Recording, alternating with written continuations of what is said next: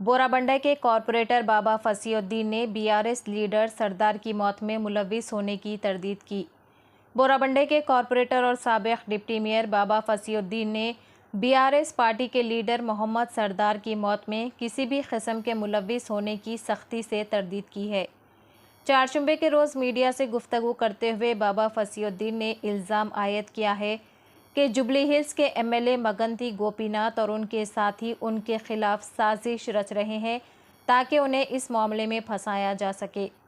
बाबा फसीउद्दीन ने कहा, मेरा सरदार की खुदकशी से कोई ताल्लुक़ नहीं है। उसने अपनी ख़ानदानी परेशानियों की वजह से ये इंतहाई कदम उठाया। ख्याल रहे कि चारशंबे को मोहम्मद सरदार ने एक इमारत से कूद कर खुदकशी कर ली थी।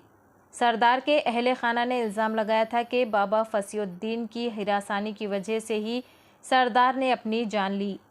पुलिस ने बाबा फसीउद्दीन, उनकी अहलिया और एक शख्स के ख़िलाफ़ मुकदमा दर्ज कर लिया है। ताहम बाबा फसीउद्दीन, जो सरदार की मौत के बाद अपने घर से गायब हो गए थे, उनका कहना है कि उन्होंने ये कदम अपनी और अपने ख़ानदान की जान को लाहक ख़तरे के पेश नज़र उठाया।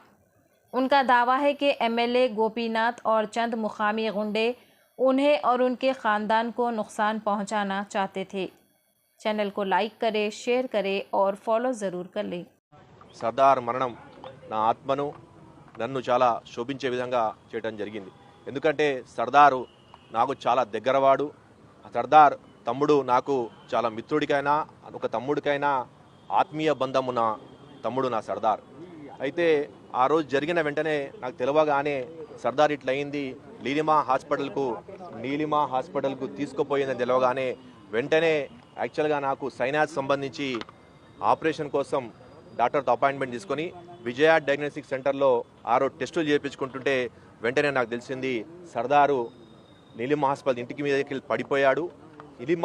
సరద్నగర్ నీలిమా హాస్పిటల్ తీసుకుపోయిందని తెలియగానే వెంటనే నేను బయలుదేరబోయాను. టెస్టెస్ని విజయ డయాగ్నోస్టిక్ సెంటర్ పంజాగుట్టలో టెస్టును ఆపి కూడా నేను బయలుదేరాను.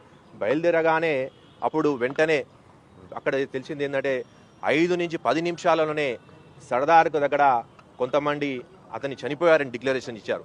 డిక్లరేషన్ అయిన తెలియగానే నేను ఇంకా స్పీడ్గా పోదామని బండి ఆ టెస్టులు కూడా ఆపుకొని బయలుదేరుతుంటే మళ్ళా దగ్గర ఎరగడకు రాగానే అక్కడ మా వాళ్ళు కూడా, మా పార్టీకి సంబంధించిన వాళ్ళు, మా బస్తీకి సంబంధించిన వాళ్ళు, సర్దారు కుటుంబ సభ్యులు, అదేవిధంగా మా మిత్రులు కూడా పోయారు. నన్ను రాక్, ఇక్కడ పరిస్థితి చాలా అయోమయంగా ఉన్నది.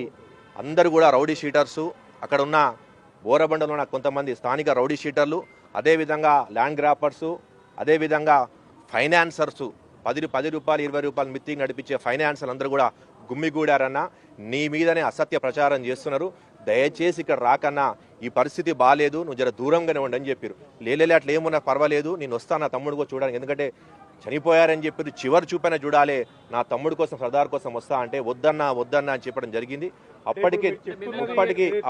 అప్పటికి నేను దగ్గర పోయడం ప్రయత్నం చేసిన, కానీ అసాంఘిక శక్తులు అందరూ కూడా అక్కడ చేరుకొని నన్ను రానియకుండా మొత్తం అడ్డుకునే ప్రయత్నం చేశారు. అంటే లా అండ్ ఆర్డర్ కంట్రోల్గా ఉండాలని చెప్పి వెనక తగ్గాను.